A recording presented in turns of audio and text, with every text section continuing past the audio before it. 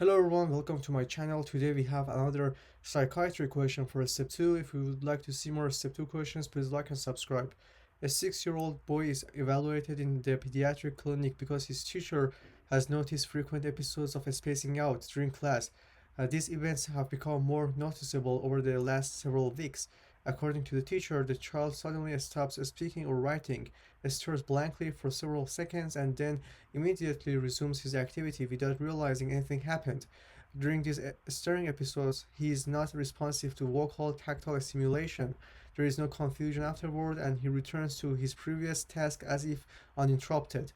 His mother reports that the boy's parents separated several months ago, and he has been living with difficulty adjusting emotionally. He frequently wakes during the night and seeks comfort by sleeping in her room. She initially wondered if the classroom behavior was related to stress from the family changes. The child has otherwise been healthy and is meeting developmental milestones appropriately. He performs well academically aside from these brief episodes. Physical examination, including a complete neurological examination, is normal. Growth parameters are appropriate for age. Which of the following is the most appropriate next step to establish the diagnosis? A. Before reading the answer choices, let's first make the diagnosis.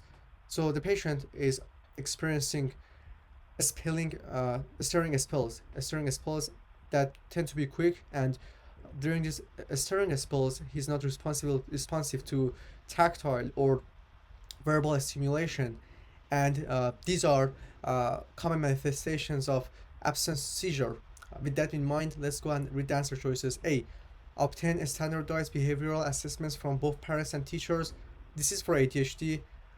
For the inattentive ADHD, we actually see stirring episodes, and but those stirring episodes, uh, during those episodes, patients are responsive to tactile and verbal stimulation, which is not the case here. So I'm not happy with A.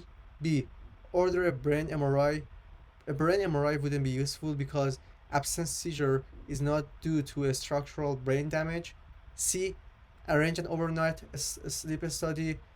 Well, the overnight sleep study wouldn't be useful because the cause is absence seizure, but we might be distracted by the fact that he wakes up during the night, and the patient had no the parents patient had the parents of the patient had a divorce very uh, close to these events. So the fact that he wakes up during the night might be due to the divorce, not due to any other condition. D.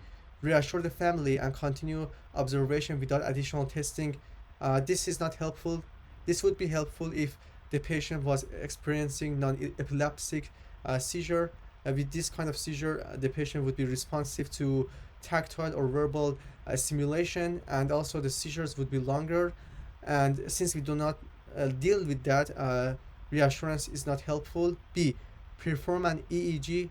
This is helpful because a way to diagnose absence seizure is by observing a 3 hertz wave spike during the episodes, and that's why we need an EEG. So E is the correct answer. Thank you very much for watching, and don't forget to like and subscribe.